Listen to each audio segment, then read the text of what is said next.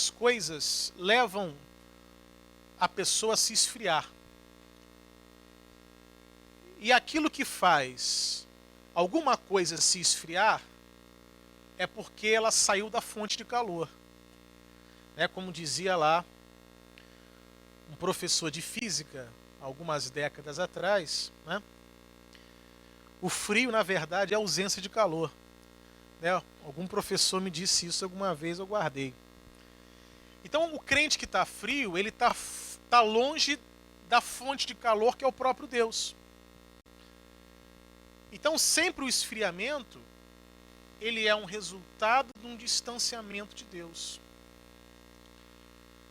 Mateus, no capítulo 24, a partir aqui do versículo 6, eu gostaria de ler com você palavras do próprio Jesus, falando aqui sobre o princípio das dores.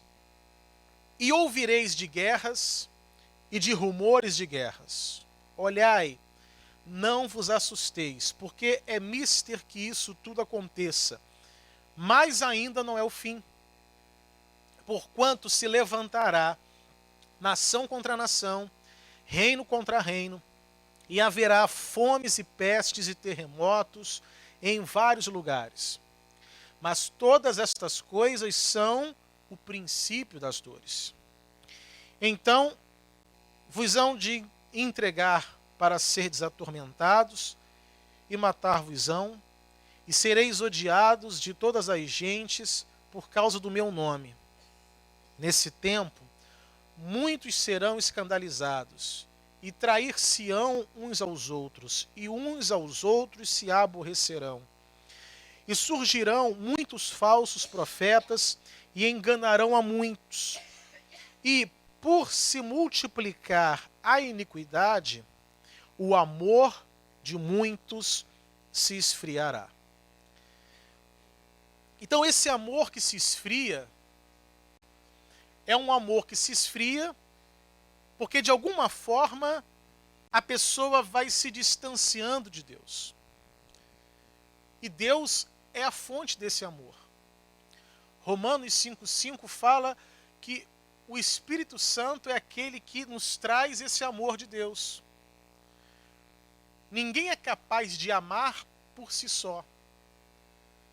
A gente falava isso aqui na quarta-feira. Quando você tenta amar por você mesmo, você tem que fazer um esforço muito grande para amar. Principalmente quando se trata de amar os inimigos. Então, quando a pessoa tenta amar por ela mesma, muitas vezes ela tem que fazer um esforço grande para amar. Mas quando é o Espírito Santo que está agindo na sua vida, o amor flui de forma natural e espontânea, sem que você tenha que se esforçar para isso. Então, aquele que tem que fazer força para amar é porque o Espírito Santo não age na vida dele. Então, este amor que esfria, vamos ler de novo o versículo 12. E por se multiplicar a iniquidade, o amor de muitos se esfriará. Cada um entende esse versículo de uma forma, mas eu entendo o seguinte. Quando ele fala por se multiplicar a iniquidade, ele não está falando da pessoa. Mas a iniquidade, ela se multiplica no mundo em que ela vive.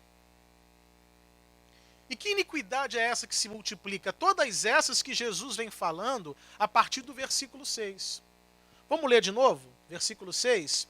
E ouvireis de guerras e de rumores de guerras. É uma realidade nossa? Sempre. Sempre. Olhai, não vos assusteis, porque é mister que isso tudo aconteça, mas ainda não é o fim. Então, quando a gente olha, principalmente no noticiário internacional, a gente sempre está olhando ou guerra ou ameaça de guerra, né? Tem lá o ditador da Coreia do Norte, né? Aquele louco. Está sempre ameaçando os Estados Unidos, né, de mandar lá um míssil atômico, né? É ameaça de guerra. E guerras de fato que acontecem. Guerras na Síria e em várias regiões. Mas é uma realidade. E isso se tornou uma coisa tão normal que nós já olhamos para esse tipo de notícia e já achamos que é normal.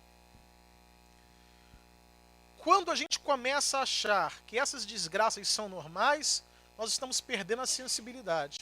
Nós estamos perdendo a humanidade. E nós não podemos deixar que as más notícias, que as iniquidades desse mundo roubem de nós a humanidade que temos, a ponto de nos tornarmos insensíveis a desgraças como essa. Ele continua dizendo no versículo 7, porquanto se levantará nação contra nação, reino contra reino, haverá fomes e pestes e terremotos em vários lugares, mas todas essas coisas são o princípio das dores. Então vos hão de entregar para seres atormentados, matar-vos-ão, sereis odiados por todas as gentes, por causa do meu nome. Nesse tempo muitos serão escandalizados, trair-se-ão uns aos outros, e uns aos outros se aborrecerão. E surgirão muitos falsos profetas e enganarão a muitos. Então, quando ele fala, e por se multiplicar a iniquidade, essa iniquidade que ele está dizendo é deste mundo, desta sociedade que está produzindo isso. Então, nós estamos nesse mundo e por conta da tecnologia, as notícias chegam de qualquer lugar. Antigamente, não. Antigamente, a única fonte de notícia que se tinha era quando passava lá o repórter na televisão, ou quando você olhava uma revista ou um jornal. Mas hoje em dia, com a internet, as pessoas elas se informam muito mais pela internet do que pelos outros meios convencionais. E às vezes a internet ela tem muita informação que é mentirosa, muita informação que não é verdadeira, muita informação que a pessoa ela vai absorvendo aquelas coisas ruins. Ela vai, porque a maioria das notícias são ruins. O noticiário ele sempre tem um aspecto negativo, porque sempre ele está tratando da desgraça de alguém em algum lugar. E a pessoa ela está cheia desse tipo de notícia. E obviamente que isso não faz bem. Às vezes é bom você fazer um jejum, né, até conversar com a irmã, fazer um jejum de má notícia.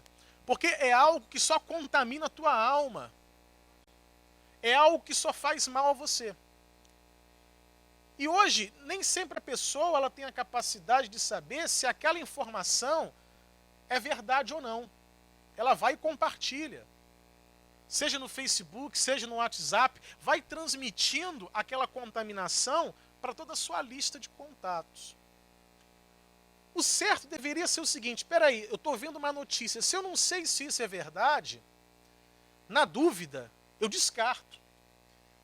Mas parece que as pessoas fazem o contrário, na dúvida eu compartilho. Né? Olha gente, não sei se é verdade não, mas estou compartilhando. E essas notícias ruins acabam contaminando as pessoas e despertando nela coisas ruins. Quarta-feira eu falava aqui, quando alguém te faz um mal, você já foi prejudicado pelo mal que a pessoa te fez. Mas se o mal que a pessoa te fez faz também de você uma pessoa má, você teve um prejuízo dobrado. O prejuízo por ter recebido o mal e o prejuízo pelo mal ter transformado você. Não é de hoje que eu ouço pessoas dizendo assim, não vale mais a pena ser bonzinho, cansei de ser bonzinho. Já ouviu alguém falando isso? Cansei de ser bonzinho? E por que alguém diz isso, cansei de ser bonzinho? Porque ela foi contaminada pelo mal. E a pessoa acaba se tornando igual ao seu malfeitor. Cansei de ser bonzinho, cansei de ajudar, cansei de orar por fulano. Ou seja, é o mal deste mundo que está nos contaminando. São as más notícias desse mundo que estão tirando aquilo que de melhor Cristo colocou em nós e despertando aquilo de pior que ele tirou. Então, por se multiplicar a iniquidade, e a gente percebe que nesse mundo e nessa sociedade, a iniquidade ela vai se multiplicando. E aí, o amor de muitos esfriará. Não de todos, mas de muitos. Ou seja, muitas pessoas acabam se esfriando, acabam se embrutecendo, acabam perdendo a sensibilidade, acabam perdendo a humanidade, acabam perdendo a vontade de ajudar, acabam perdendo a vontade de fazer o bem. Por quê? Porque são contaminadas pela iniquidade desse mundo. Isso, o amor então esfria. Então a gente vive num mundo onde essa iniquidade, ela só coloca as pessoas umas contra as outras. Vamos ler novamente o que ele fala aqui no versículo de número 10? Nesse tempo, muitos serão escandalizados, trair-se-ão uns aos outros e uns aos outros se aborrecerão. O que isso mostra? Um mundo, uma sociedade dividida, e é o que a gente vive. É sempre um contra o outro. Só tem dois lados. Ou você faz parte de um lado, ou você faz parte do outro. Como se fosse torcida de futebol. É o mundo que a gente vive. Então, se você faz parte daquele grupo, você é contra o outro grupo. E assim, como se só existisse duas respostas possíveis. A gente vive isso.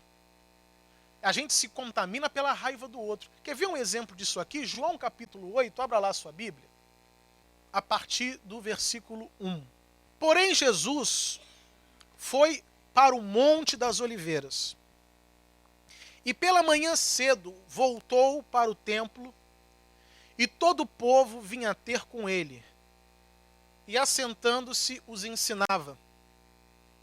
E os escribas e fariseus trouxeram-lhe uma mulher apanhada em adultério. E pondo-a no meio, disseram-lhe: Mestre, esta mulher foi apanhada no próprio ato adulterando. Na lei, nos mandou Moisés que as tais sejam apedrejadas. Tu, pois, que dizes? Preste atenção no versículo 6. Isso diziam eles, tentando-o, para que tivessem de que o acusar. Mas Jesus, inclinando-se, escrevia com um dedo na terra. E como insistissem, perguntando-lhe, endireitou-se e disse-lhes: Aquele que dentre vós está sem pecado, seja o primeiro que atire pedra contra ela. Então essa é a realidade que a gente vive hoje. Vamos imaginar da seguinte forma: fulana foi pega em adultério e chega lá um fariseu e posta no Face: Gente, eu vi fulana adulterando. E aí começam os comentários embaixo, né? Safada, que não sei o quê, e não sei o quê. E todo mundo comentando lá, né? Xingando a mulher de tudo quanto é nome. Como é que pode fazer isso? Destruidora de lar. Tá todo mundo lá comentando. Por quê? Porque hoje em dia a gente vê que a má notícia, ela desperta a raiva e o ódio no outro. E é sempre assim. Alguém pegou essa mulher em adultério e contou para alguém, que contou para outro alguém, que contou para outro alguém, e tava lá um monte de gente com raiva. Só que o que a gente percebe é que Jesus, ele não se deixa contaminar pela raiva dos outros, e é isso que a gente tem que fazer. Porque senão a gente entra no jogo do maligno. Você não pode deixar que as más notícias despertem raiva em você. Porque a raiva te torna irracional. A raiva rouba de você a vontade de fazer o bem. A raiva tira de você a capacidade de amar. Então, se você deixar que as más notícias ou que o erro dos outros te despertem raiva, logo, logo você se esfria. Porque se você perde o amor, você perde a força que é o próprio Deus. Então, todo mundo começou ali a se juntar com raiva daquela mulher. Ninguém está dizendo que ela está certa. Ora, se ela está adulterando, está errada. Eu não estou discutindo a conduta dela, mas a conduta dos outros. E às vezes é isso que a gente faz. A gente às vezes nem sabe se a mulher adulterou. Nem sabe se aquilo é verdade. Mas já estamos lá condenando. Alimentando a raiva e o ódio. Então, se isso acontecesse, se o relato da mulher adúltera fosse hoje, seria no Face, e os comentários embaixo, cada um, né, tacando uma pedra. Se tivesse lá um emotion de pedra, né, a pessoa ia botar lá para atacar. Aí entra Jesus no meio da conversa lá, aí Jesus posta lá na publicação do Face, aí ele posta o que ele colocou aqui, no versículo de número 7. Aquele que dentre vós está sem pecado, seja o primeiro que atire pedra contra ela. E de repente as pessoas iam saindo ali do bate-papo, como se estivessem indo embora. Mas a questão é, a iniquidade desse mundo, ela sempre traz má notícia. Sempre as notícias são ruins. Aí você vai se contaminando com essas notícias ruins e vai surgindo de você uma raiva, uma raiva, uma raiva. Aí você começa a ter raiva de todos e de tudo. E aí acontece o que acontece hoje. Hoje a gente vive num mundo onde ninguém acredita em ninguém, onde ninguém confia em ninguém. Sabe, a gente vive hoje num mundo em que as pessoas não acreditam mais em nada. É uma desilusão generalizada. Mas por quê? Porque alguém deixou de olhar para Cristo, isso falando do crente, e começou a se deixar levar pelas más notícias, se esfriou. Então quando Jesus fala que por se multiplicar a iniquidade, o amor de muitos esfria, está falando de hoje. Que muitas pessoas se esfriam pelas más notícias que ela consome. E é sempre má notícia, é sempre má notícia, é sempre má notícia. E a cada má notícia que ela ouve, ela absorve aquilo e fica com raiva de quem fez. E ela vai ficando com raiva de A, de B, de C, de D e do alfabeto inteiro. E a raiva vai fazer com que ela não ore pela pessoa. A raiva vai fazer com que ela não ame a pessoa. A raiva vai fazer com que ela não faça nada para mudar aquela situação. A raiva faz com que você destrua a adúltera, ao invés de você fazer alguma coisa para ajudar. Porque a raiva, ela leva você a enxergar o outro como se ele fosse irrecuperável. Como se aquela pessoa não tivesse mais jeito. Como se aquela pessoa não tivesse mais chance. E a partir do momento que alguém não tem chance, alguém não tem jeito, é melhor que ele morra. Então é isso que a raiva faz com as pessoas. Mas só que Jesus, ele não se deixa contaminar pela raiva daqueles que dá para atacar pedra. E esse tem que ser o nosso exemplo.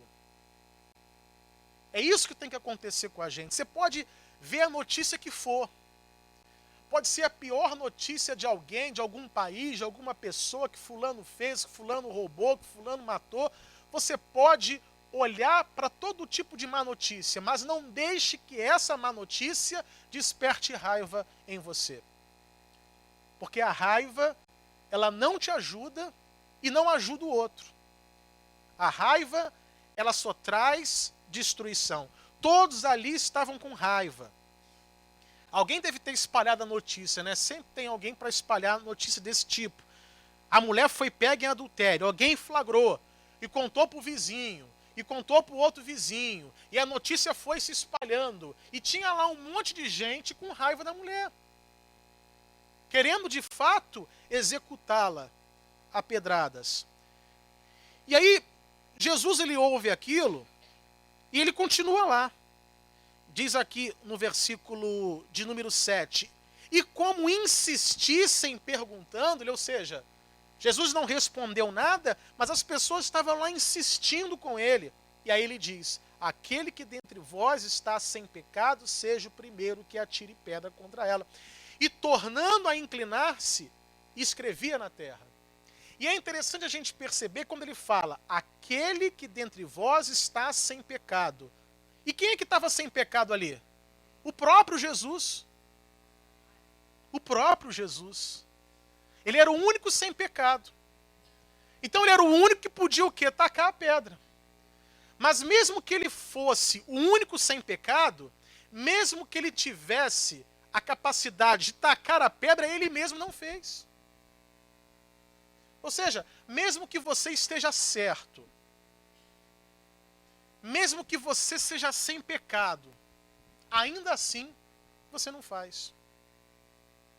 Então, versículo 9 diz: quando ouviram isso, saíram um, a começar pelos mais velhos até os últimos. Então, tinha ali gente de todas as idades.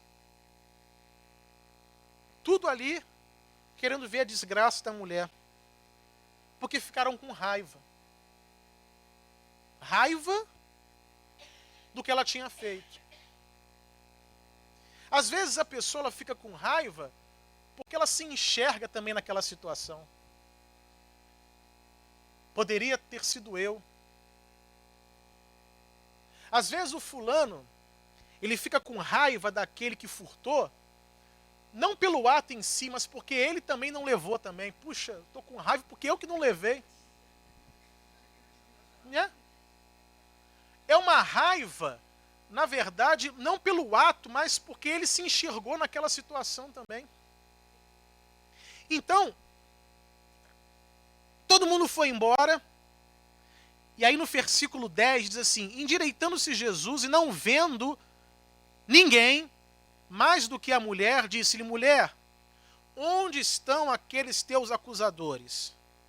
Ninguém te condenou? E ela disse: ninguém, Senhor. E disse-lhe Jesus: nem eu também te condeno. Jesus era o único sem pecado. Então, ele era o único que podia atacar a pedra. Mas no final ele diz: nem eu também te condeno. Vai e não peques mais.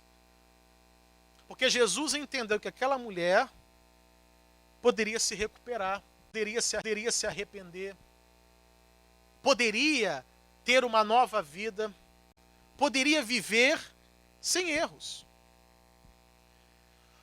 Só que a raiva, ela tira a nossa capacidade de enxergar algo bom na pessoa. A raiva só nos faz enxergar coisas ruins. Coisas ruins que existem ou coisas ruins que imaginamos que existem. E aí, a gente olha para a pessoa, ela não tem recuperação, ela não tem jeito, então mata. Porque não tem mais solução para ela. Então, mesmo que você esteja na posição de Jesus, você é a única pessoa que tem razão, você é a única pessoa que pode condenar, você é a única pessoa que pode tacar a pedra, mas você também não faz. Então isso é muito importante. Então essa iniquidade que se multiplica, ela não pode contaminar a igreja. Essa iniquidade que se multiplica, ela não pode tirar de nós aquilo que nós temos de melhor, que é a presença de Deus. E a presença de Deus tem que nos fazer agir como Ele. Nós não podemos perder a capacidade de fazer o bem. Como a gente falava aqui na quarta-feira da benignidade. A benignidade é a capacidade de fazer o bem. E fazer o bem de forma natural e espontânea, sem que você tenha que fazer força para isso. Esse é o Jesus que opera em nós. Então, Jesus nos conquistou como? Fazendo bem. Quantos de nós aqui não falamos mal da igreja? Quantos de nós aqui não xingamos o missionário da televisão? E eu era um deles, né? E vim parar aqui, olha que coisa. Quantos de nós não falamos mal de pastor, de igreja, de dízimo? Quantos nós não falamos mal de Deus? E o que Deus fez para nos trazer aqui hoje? Nos amou. O que Deus fez para trazer você aqui nessa manhã? Ele te amou e continuou te amando. Mesmo que você pecasse, mesmo que você blasfemasse, mesmo que você ofendesse a Deus, mas Ele não desistiu de ser bom, Ele não desistiu de te amar. E o amor e a benignidade de Deus venceram a sua prepotência, venceram a sua raiva, e você está aqui hoje. Se Deus te executasse no tempo que você era pecador, você não estaria aqui. Se Deus te executasse pelas besteiras que a gente falasse, nós não estaríamos aqui mais não. Ele decidiu continuar fazendo bem. Ele decidiu continuar colocando pessoas na nossa vida que nos evangelizaram, que oraram por nós, que intercederam por nós. Ou seja, o bem venceu, o amor venceu. E nós estamos aqui. Então, da mesma forma que Deus nos trouxe aqui usando o amor, como é que nós vamos trazer o mundo lá fora aqui para dentro? Também com o amor. Só que a raiva, volto a dizer, ela tira a sua capacidade de amar e de agir pelo amor. E aí, o mundo, que já é iníquo, esfria, e a igreja, quando se contamina por essa iniquidade, também se esfria. Então é algo que nós temos que trazer sempre à nossa memória. Voltamos lá para Mateus 24. No versículo 13 ele fala: mas aquele que perseverar até o fim será salvo. Ou seja, nós temos que saber viver nesse mundo de iniquidade. Nós temos que passar por essa fase. Porque caiu na nossa geração. Esse mundo aqui de guerras, de rumores de guerra, de reino contra reino. Esse mundo aqui de fome, de peste, de terremoto e de fenômenos da natureza que matam milhares de pessoas. A gente está vivendo nessa geração, onde estas coisas que Jesus disse está acontecendo. É a nossa geração. Essa é a nossa geração. Talvez alguns, que são mais antigos aqui, ainda pegaram lá a fase da Segunda Guerra, que é onde a coisa ela começa de fato a acontecer. Da Primeira Guerra para cá, isso tem 100 anos, é muito recente. Primeira Guerra Mundial foi quando, gente, que é bom de história, em 1911, 1914. Já tem 100 anos que isso aconteceu. Se você olhar para a história da humanidade, 100 anos é muito pouco. Né? Tem alguém aqui com mais de 100 anos, de repente? Viveu essa fase. Sim, porque é a nossa geração. Se não foi com a gente, foi com o nosso pai, que passou por essa época. Então essa é a geração, a nossa, que está vivendo isso aqui que Jesus disse. Então como é que a gente vai enfrentar isso? Fazendo o bem e mantendo o amor dentro de nós. Não há outra forma de você vencer essa fase. Por isso que ele fala, no versículo 13, mas aquele que perseverar até ao fim será salvo. Então nós temos que perseverar, nós temos que insistir, fazendo aquilo que a palavra nos manda fazer. Segundo ponto aqui, eu quero que você vá lá em Jeremias 9. Então, na semana passada, nós falávamos aqui que tudo na nossa vida é importante. A nossa vida é importante, a nossa saúde é importante, o nosso trabalho é importante, a nossa família é importante, os nossos filhos são importantes, o nosso casamento é importante, sua vida profissional é importante, sua vida financeira é importante. Ou seja, tudo é importante. E Jesus, ele não pode ser também importante. Porque se Jesus foi importante, ele se iguala às outras coisas importantes. Então ele tem que ser prioridade. Porque se Jesus é prioridade, se o Senhor Deus é prioridade, ele vai estar acima das coisas importantes. Então, se Deus é só mais uma coisa importante, ele é igual às outras coisas que também são importantes. Jeremias 9, versículo 23, diz assim: assim diz o Senhor, não se glorie o sábio na sua sabedoria, nem se glorie o forte na sua força, não se glorie o rico nas suas riquezas. É interessante, quando Jeremias ele fala isso, obviamente que isso aqui é uma palavra de Deus, não é uma palavra do próprio profeta, mas quando o Senhor fala de força, sabedoria e riquezas, quando a gente olha para o mundo, eram essas três coisas que em tempos diferentes faziam com que o homem dominasse o outro. Houve um tempo que você dominava pela força. Quem tinha mais força vencia. Houve um tempo em que você dominava pelo conhecimento, pela sabedoria. E hoje você domina pelo dinheiro. Então ele fala que não se glorie o sábio na sua sabedoria, nem se glorie o forte na sua força, e nem se glorie o rico nas suas riquezas. Sabedoria, força e riqueza são instrumentos para você dominar. Ou seja, se você tem que ter orgulho de alguma coisa, não é da sua capacidade individual. Se você tem que ter orgulho de alguma coisa, não é do seu talento, do seu dom, não é da sua força, não é da sua inteligência, da sua sabedoria, não é daquilo que você conquistou na vida. Se você tem que se orgulhar de alguma coisa, não é do dinheiro que você tem ou daquilo que você construiu ao longo da vida. Mas se você tem que se orgulhar de alguma coisa, diz aqui o versículo 24, mas o que se gloriar, glorie-se nisso, em me conhecer e saber que eu sou o Senhor, que faço beneficência, juízo e justiça na terra, porque destas coisas me agrado, diz o Senhor. Às vezes as pessoas se orgulham de tantas coisas. Ah, olha só o que eu conquistei, puxa, que bom, legal. Conquistar também é bom. Olha, passei em primeiro lugar na prova, no concurso, puxa, que bom. Mas o que tem que ser motivo de orgulho? Em conhecer Deus. Conhecer. Se tem que ter alguma coisa que ao fim da vida você tem que se orgulhar, é de conhecer Deus. E às vezes a pessoa não conhece Deus, apenas sabe que Ele existe. Que são duas coisas diferentes. Saber que Deus existe não é o mesmo que conhecê-lo. Ontem estava vendo lá o Trump, justificando o porquê, estava lá bombardeando a Síria. Eu sei que ele existe, mas não conheço. Nunca apertei a mão dele, nunca conversei com ele. Não sei nem que tamanho ele tem. Eu sei que ele existe, mas eu não o conheço. Porque para você conhecer, você tem que estar perto.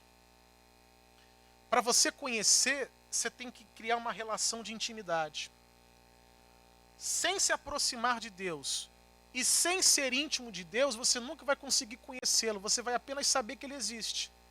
Eu sei que Deus existe, eu sei que Deus enviou Cristo, eu sei que Deus é o Salvador, eu sei que Deus é poderoso. Ou seja, eu sei da existência, mas para conhecer é necessário se aproximar. Porque é a intimidade que permite que você conheça o outro. Isso tanto com Deus, tanto na vida. Você pode saber que alguém existe, mas para conhecê-lo, você tem que criar a intimidade. É a intimidade que revela o que o outro é. Então não há como conhecer Deus se não tiver intimidade com Ele. A distância, você não pode conhecê-lo. Quando nós avaliamos alguém à distância, nós podemos cometer muitos erros. Ah, não, eu acho que fulano é assim. Eu acho que Beltrano é assim. Fulano é assado. Ou seja, de longe, você está tentando dizer o que o outro é. E com Deus, às vezes, é assim. Então, se tem que ter alguma coisa que seja, de fato, motivo de orgulho para você, o que se gloriar, glorie-se nisso, em me conhecer. Tem uma tradução que fala em me conhecer e me entender. Não sei se a sua Bíblia está assim, mas tem outra que diz em me conhecer e me entender.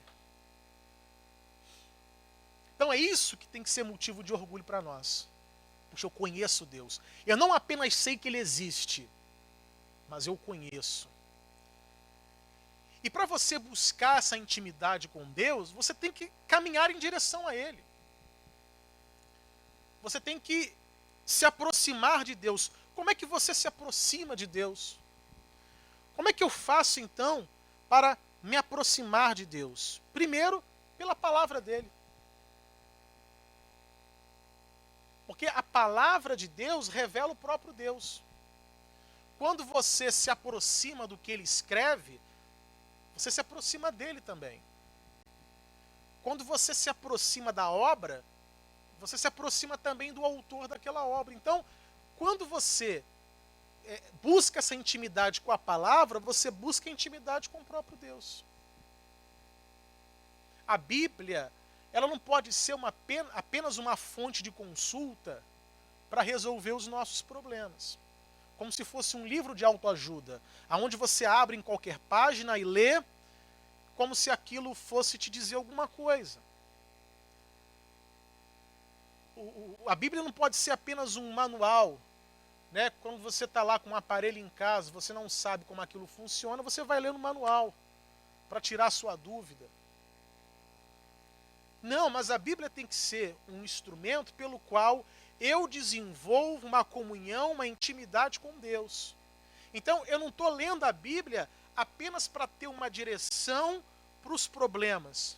Até porque, quando eu me torno íntimo do Senhor, a intimidade com Deus me permite evitar problemas. E não apenas corrigir esses problemas.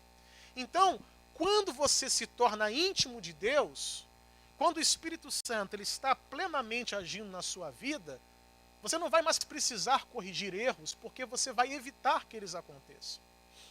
E é a intimidade com Deus que vai permitir que você faça isso. E a segunda forma de você buscar essa comunhão, essa intimidade com Deus, é buscando o próprio Espírito Santo. Porque o Espírito Santo de Deus é a parte de Deus que quer morar em você. Então, quem tem comunhão com o Espírito Santo tem comunhão com o próprio Deus. E o próprio Senhor Jesus já nos ensinou dizendo que o Espírito Santo nos guiaria em toda a verdade, que o Espírito Santo nos revelaria as coisas de Deus. Então, o Espírito Santo é esta parte de Deus que quer morar dentro de você. Busque o Espírito Santo e busque se aproximar mais da palavra. Aí você vai dizer, puxa, eu conheço. Eu conheço fulano, por quê? Porque eu ando junto com ele. Eu conheço fulano, por quê? Porque eu convivo com ele. Eu conheço fulano, por quê? Porque eu converso com ele. Eu conheço fulano, por quê? Porque eu estou com ele todo dia. É a mesma coisa que temos que dizer de Deus. Eu conheço Deus porque eu estou com ele todo dia, eu conheço Deus porque eu converso com ele todo dia, eu conheço Deus porque eu convivo com ele todo dia. Então é esse conhecer, é essa intimidade que tem que ser motivo de orgulho na nossa vida. Muito acima de qualquer conquista pessoal que você tenha ao longo da vida. Mas que a gente chegue ao final da vida um dia e diga, puxa, a coisa que eu mais me orgulho na vida é em conhecer a Deus.